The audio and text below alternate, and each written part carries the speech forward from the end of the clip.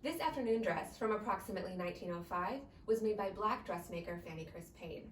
Payne was Richmond's premier dressmaker of the early 20th century.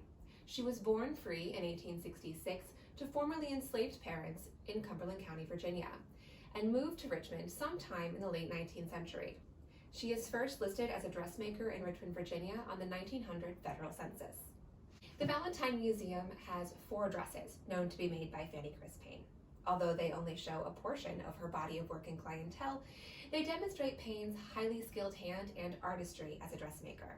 In the 19th century, dressmakers began to sign their work by placing a label on an interior waist tape, similar to the way an artist signs a painting. Payne also adopted this practice and placed a label on each of her garments.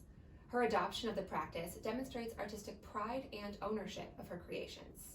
Dressmaking was one of the few occupations accessible to women during this time period, and offered an opportunity for advancement which was otherwise inaccessible.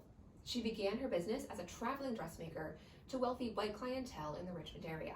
By 1903, she had acquired a house at 106 East Lee Street in Jackson Ward on a block known as Quality Row. This was the most desirable address for successful Black professionals in Richmond at the turn of the century. It was out of this address that Payne both lived and operated her dressmaking business. Notably, Payne had both white and Black clientele during a time when white patronage of Black-owned businesses was almost unheard of. In 1904, a national Black publication, The Voice of the Negro, called her, quote, "the finest dressmaker in Richmond regardless of color," end quote. Payne continued to work out of her Lee Street home through the early decades of the 20th century.